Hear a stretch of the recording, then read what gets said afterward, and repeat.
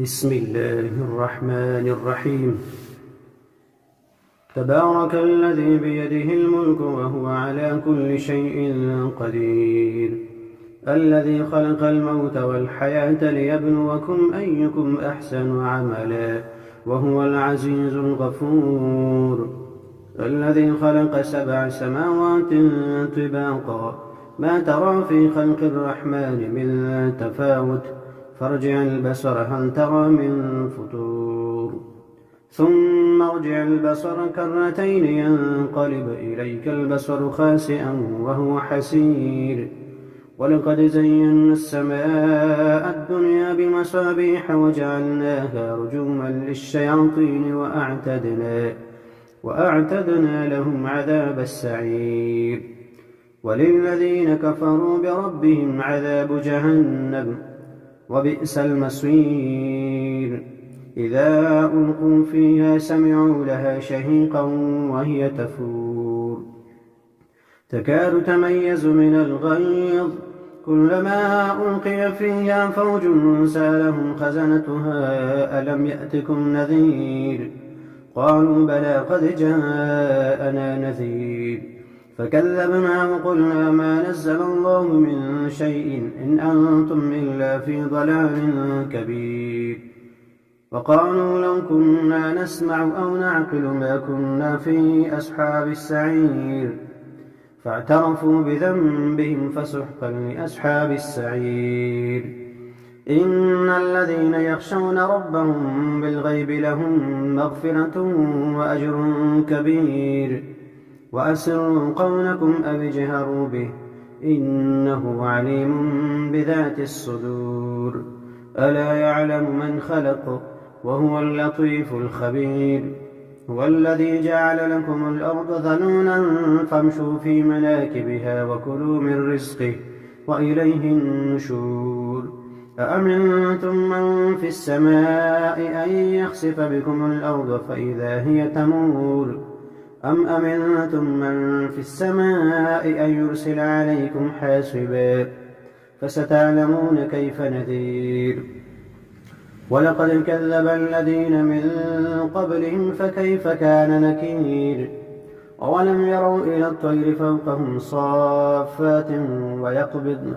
ما يمسكهن إلا الرحمن إنه بكل شيء بصير. أمن هذا الذي هو جند لكم ينصركم من دون الرحمن إن الكافرون إلا في غرور. أمن هذا الذي يرزقكم إن أمسك رزقه بل لجوا في عتو ونفور. أفمن يمشي مكبا على وجهه أهدى أم من يمشي سويا على صراط مستقيم. قل هو الذي أنشأكم وجعل لكم السمع والأبصار والأفئدة قليلا ما تشكرون. قل هو الذي ذرأكم في الأرض وإليه تحشرون. ويقولون متى هذا الوعد إن كنتم صادقين. قل إنما العلم عند الله وإنما أنا نذير مبين. فلما رأوه زلفة سيئت وجوه الذين كفروا وقيل هذا الذي كنتم به تدعون. قل أرأيتم إن أهلكني الله ومن معي أو رحمنا فمن يجير الكافرين من عذاب أليم. قل هو الرحمن آمنا به وعليه توكلنا فستعلمون من هو في ضلال مبين. قل أرأيتم إن أصبح ماؤكم غورا فمن يأتيكم بماء معين. بسم الله الرحمن الرحيم. إذا وقعت الواقعة ليس لوقعتها كاذبة خافضة رافعة. إذا رجت الأرض رجا وبست الجبال بسا فكانت هباء منبثا وكنتم أزواجا ثلاثة فأصحاب الميمنة ما أصحاب الميمنة وأصحاب المشأمة ما أصحاب المشأمة والسابقون السابقون أولئك المقربون في جنات النعيم ثلة من الأولين وقليل من الآخرين على سرر موضونة متكئين عليها متقابلين يطوف عليهم ولدان مخلدون بأكواب وأباريق وكأس من معين لا يصدعون عنها ولا ينزفون وفاكهة مما يتخيرون ولحم طير مما يشتهون وحور عين كأمثال اللؤلؤ المكنون جزاء بما كانوا يعملون لا يسمعون فيها لغوا ولا تأثيما إلا قيلا سلاما سلاما وأصحاب اليمين ما أصحاب اليمين في سدر مخضود وطلح منضود وظل ممدود وماء مسكوب وفاكهة كثيرة لا مقطوعة ولا ممنوعة وفرش مرفوعة إنا أنشأناهن إن شاء فجعلناهن أبكارا عربا أترابا لأصحاب اليمين ثلة من الأولين وثلة من الآخرين وأصحاب الشمال ما أصحاب الشمال في سموم وحميم وظل من يحموم لا بارد ولا كريم إنهم كانوا قبل ذلك مترفين وكانوا يصرون على الحنث العظيم وكانوا يقولون أئذا متنا وكنا ترابا وعظاما أئنا لمبعوثون أوآباؤنا الأولون قل إن الأولين والآخرين لمجموعون إلى ميقات يوم معلوم ثم إنكم أيها الضالون المكذبون لآكلون من شجر من زقوم فمالئون منها البطون فشاربون عليه من الحميم فشاربون شرب الهيم هذا نزلهم يوم الدين نحن خلقناكم فلولا تصدقون أفرأيتم ما تمنون أأنتم تخلقونه أم نحن الخالقون نحن قدرنا بينكم الموت وما نحن بمسبوقين على أن نبدل أمثالكم وننشئكم فيما لا تعلمون ولقد علمتم النشأة الأولى فلولا تذكرون أفرأيتم ما تحرثون أأنتم تزرعونه أم نحن الزارعون لو نشاء لجعلناه حطاما فظلتم تفكهون إنا لمغرمون بل نحن محرومون أفرأيتم الماء الذي تشربون أأنتم أنزلتموه من المزن أم نحن المنزلون لو نشاء جعلناه أجاجا فلولا تشكرون أفرأيتم النار التي تورون أأنتم أنشأتم شجرتها أم نحن المنشئون نحن جعلناها تذكرة ومتاعا للمقوين فسبح باسم ربك العظيم. فلا أقسم بمواقع النجوم وإنه لقسم لو تعلمون عظيم. إنه لقرآن كريم في كتاب مكنون لا يمسه إلا المطهرون تنزيل من رب العالمين. أفبهذا الحديث أنتم مدهنون وتجعلون رزقكم أنكم تكذبون. فلولا إذا بلغت الحلقوم وأنتم حينئذ تنظرون ونحن أقرب إليه منكم ولكن لا تبصرون. فلولا إن كنتم غير مدينين ترجعونها إن كنتم صادقين. فأما إن كان من المقربين فروح وريحان وجنة نعيم. وأما إن كان من أصحاب اليمين فسلام لك من أصحاب اليمين. وأما إن كان من المكذبين الضالين فنزل من حميم وتصلية جحيم. إن هذا لهو حق اليقين. فسبح باسم ربك العظيم.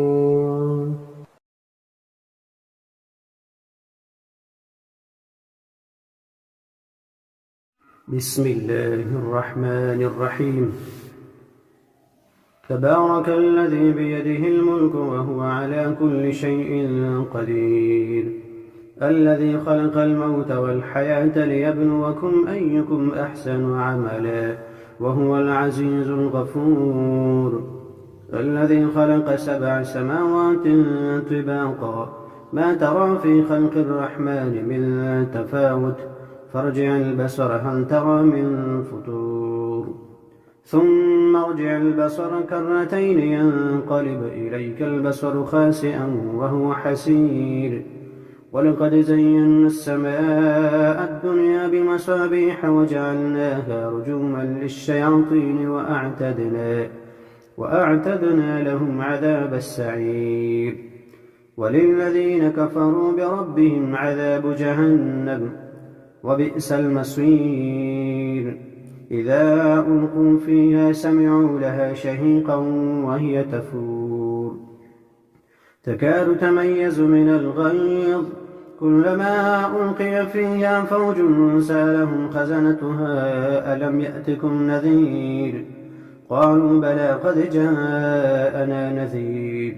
فكذبنا وقلنا ما نزل الله من شيء إن أنتم إلا في ضلال كبير.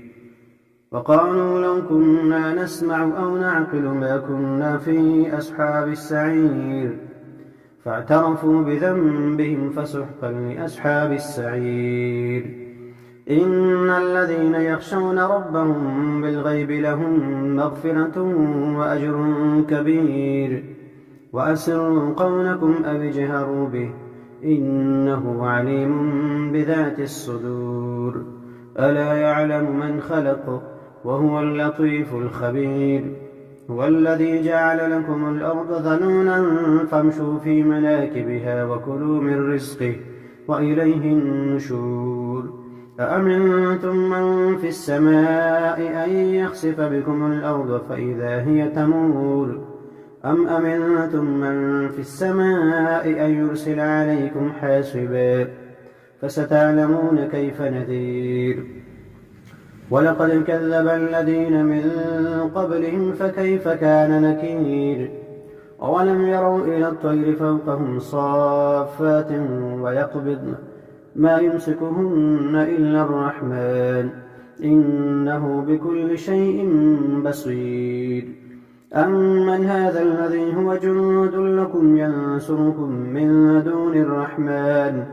إن الكافرون إلا في غرور. أمن هذا الذي يرزقكم إن أمسك رزقه بل لجوا في عتو ونفور. أفمن يمشي مكبا على وجهه أهدى أمن يمشي سويا على صراط مستقيم قل هو الذي أنشأكم وجعل لكم السمع والأبصار والأفئدة قليلا ما تشكرون قل هو الذي ذرأكم في الأرض وإليه تحشرون ويقولون متى هذا الوعد إن كنتم صادقين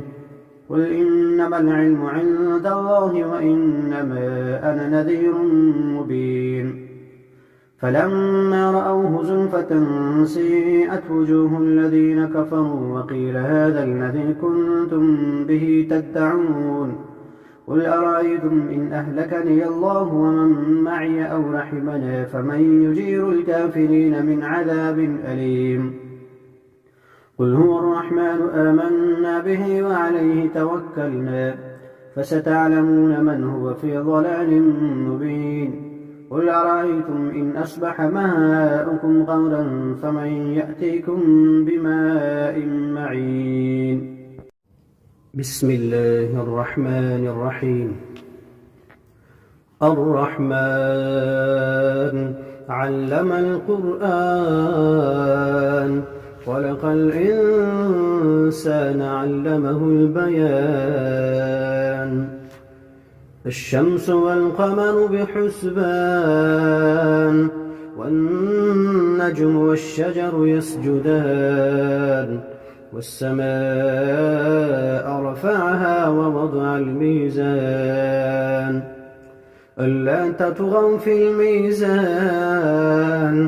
وأقيموا الوزن بالقسط ولا تخسروا الميزان والأرض وضعها للأنام فيها فاكهة والنخل ذات الأكمام والحب ذو العصف والريحان فبأي آلاء ربكما تكذبان خلق الإنسان من صلصال كالفخار وخلق الجان من مارج من نار فبأي آلاء ربكما تكذبان رب المشرقين ورب المغربين فبأي آلاء ربكما تكذبان مرج البحرين يلتقيان بينهما برزخ لا يبغيان فبأي آلاء ربكما تكذبان يخرج منهما اللؤلؤ والمرجان فبأي آلاء ربكما تكذبان وله الجوار المنشآت في البحر كالأعلام فبأي آلاء ربكما تكذبان كل من عليها فان ويبقى وجه ربك ذو الجلال والإكرام فبأي آلاء ربكما تكذبان يسأله من في السماوات والأرض كل يوم هو في شأن يسأله من في السماوات والأرض كل يوم هو في شأن فبأي آلاء ربكما تكذبان سنفرغ لكم أيها الثقلان فبأي آلاء ربكما تكذبان يا معشر الجن والإنس إن استطعتم أن تنفذوا من أقطار السماوات والأرض فانفذوا لا تنفذون إلا بسلطان فبأي آلاء ربكما تكذبان يرسل عليكما شواظ من نار ونحاس فلا تنتصران فبأي آلاء ربكما تكذبان فإذا انشقت السماء فكانت وردة كالدهان فبأي آلاء ربكما تكذبان فيومئذ لا يسأل عن ذنبه إنس ولا جان فبأي آلاء ربكما تكذبان يعرف المجرمون بسيماهم فيؤخذ بالنواصي والأقدام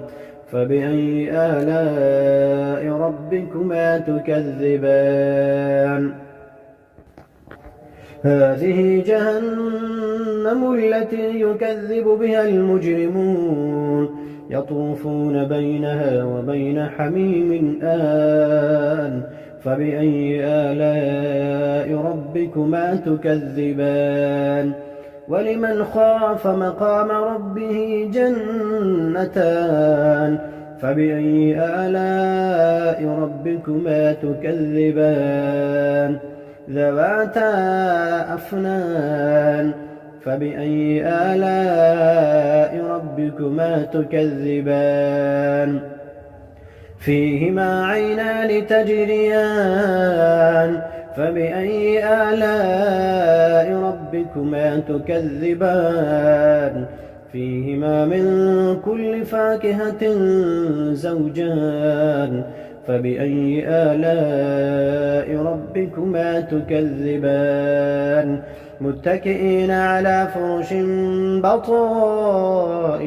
من استبرق وجنى الجنتين دان فبأي آلاء ربكما تكذبان فيهن قاصرات الطرف لم يطمثهن إنس قبلهم ولا جان فبأي آلاء ربكما تكذبان كأنهن الياقوت والمرجان فبأي آلاء ربكما تكذبان هل جزاء الإحسان إلا الإحسان فبأي آلاء ربكما تكذبان ومن دونهما جنتان فبأي آلاء ربكما تكذبان مدهامتان فبأي آلاء ربكما تكذبان فيهما عينان نضاختان فبأي آلاء ربكما تكذبان فيهما فاكهة ونخل ورمان فبأي آلاء ربكما تكذبان فيهن خيرات حسان فبأي آلاء ربكما تكذبان حور مقصورات في الخيام فبأي آلاء ربكما تكذبان لم يطمثهن إنس قبلهم ولا جان فبأي آلاء ربكما تكذبان متكئين على رفرف خضر وعبقري حسان فبأي آلاء ربكما تكذبان تبارك اسم ربك ذي الجلال والإكرام بسم الله الرحمن الرحيم ياسين والقرآن الحكيم إنك لمن المرسلين على صراط مستقيم تنزيل العزيز الرحيم لتنذر قوما ما أنذر آباؤهم فهم غافلون لقد حق القول على أكثرهم فهم لا يؤمنون إنا جعلنا في أعناقهم أغلالا فهي إلى الأذقان فهم مقمحون وجعلنا من بين أيديهم سدا ومن خلفهم سدا فأغشيناهم فهم لا يبصرون وسواء عليهم أأنذرتهم أم لم تنذرهم لا يؤمنون إنما تنذر من اتبع الذكر وخشي الرحمن بالغيب فبشره بمغفرة وأجر كريم إنا نحن نحيي الموتى ونكتب ما قدموا وآثارهم وكل شيء أحصيناه في إمام مبين واضرب لهم مثلا أصحاب القرية إذ جاءها المرسلون إذ أرسلنا إليهم 2 فكذبوهما فعززنا بثالث فقالوا إنا إليكم مرسلون قالوا ما أنتم إلا بشر مثلنا وما أنزل الرحمن من شيء إن أنتم إلا تكذبون قالوا ربنا يعلم إنا إليكم لمرسلون وما علينا إلا البلاغ المبين قالوا إنا تطيرنا بكم لئن لم تنتهوا لنرجمنكم وليمسنكم منا عذاب أليم قالوا طائركم معكم أئن ذكرتم بل أنتم قوم مسرفون وجاء من أقصى المدينة رجل يسعى قال يا قوم اتبعوا المرسلين اتبعوا من لا يسألكم أجرا وهم مهتدون وما لي لا أعبد الذي فطرني وإليه ترجعون أأتخذ من دونه آلهة إن يردني الرحمن بضر لا تغن عني شفاعتهم شيئا ولا ينقذون إني إذا لفي ضلال مبين إني آمنت بربكم فاسمعون قيل ادخل الجنة قال يا ليت قومي يعلمون بما غفر لي ربي وجعلني من المكرمين وما أنزلنا على قومه من بعده من جند من السماء وما كنا منزلين إن كانت إلا صيحة واحدة فإذا هم خامدون يا حسرة على العباد ما يأتيهم من رسول إلا كانوا به يستهزئون ألم يروا كم أهلكنا قبلهم من القرون أنهم إليهم لا يرجعون وإن كل لما جميع لدينا محضرون وآية لهم الأرض الميتة أحييناها وأخرجنا منها حبا فمنه يأكلون وجعلنا فيها جنات من نخيل وأعناب وفجرنا فيها من العيون ليأكلوا من ثمره وما عملته أيديهم أفلا يشكرون سبحان الذي خلق الأزواج كلها مما تنبت الأرض ومن أنفسهم ومما لا يعلمون وآية لهم الليل نسلخ منه النهار فإذا هم مظلمون والشمس تجري لمستقر لها ذلك تقدير العزيز العليم والقمر قدرناه منازل حتى عاد كالعرجون القديم لا الشمس ينبغي لها أن تدرك القمر ولا الليل سابق النهار وكل في فلك يسبحون وآية لهم أنا حملنا ذريتهم في الفلك المشحون وخلقنا لهم من مثله ما يركبون وإن نشأ نغرقهم فلا صريخ لهم ولا هم ينقذون إلا رحمة منا ومتاعا إلى حين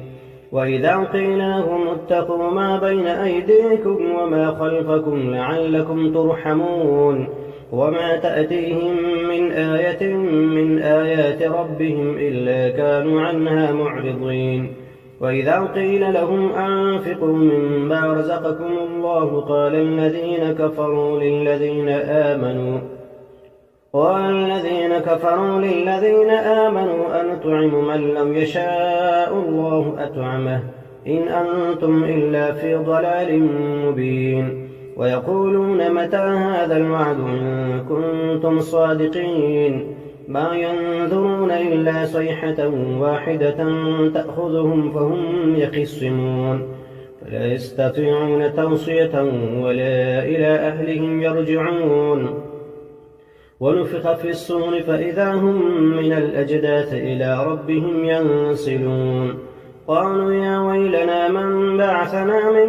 مرقدنا هذا ما وعد الرحمن وصدق المرسلون إن كانت إلا صيحة واحدة فإذا هم جميع لدينا محضرون فاليوم لا تظلم نفس شيئا ولا تجزون إلا ما كنتم تعملون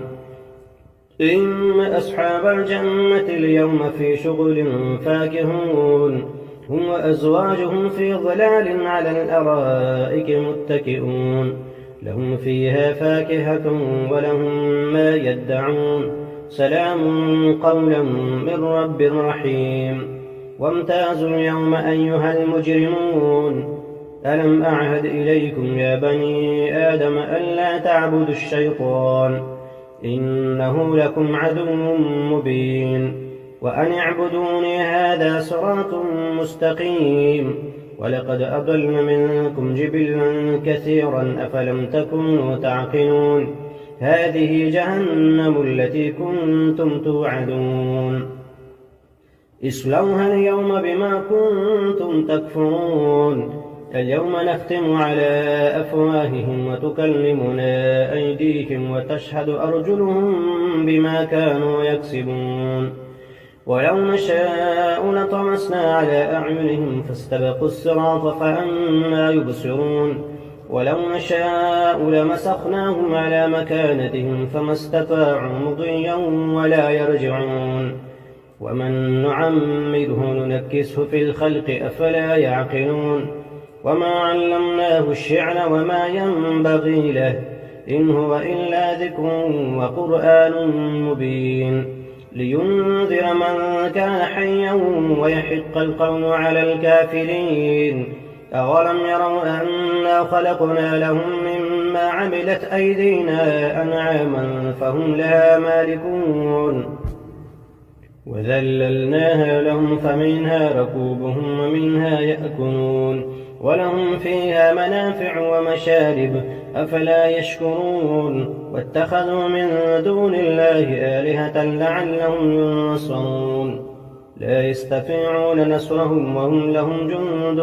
محضرون فلا يحزنك قولهم إنا نعلم ما يسرون وما يعلنون أولم ير الإنسان أنا خلقناه من نطفة فإذا هو خصيم مبين وضرب لنا مثلا ونسي خلقه قال من يحيي العظام وهي رميم قل يحييها الذي أنشأها أول مرة وهو بكل خلق عليم الذي جعل لكم من الشجر الأخضر نارا فإذا أنتم منه توقدون أوليس الذي خلق السماوات والأرض بقادر على أن يخلق مثلهم بلى وهو الخلاق العليم إنما أمره إذا أراد شيئا أن يقول له كن فيكون فسبحان الذي بيده ملكوت كل شيء وإليه ترجعون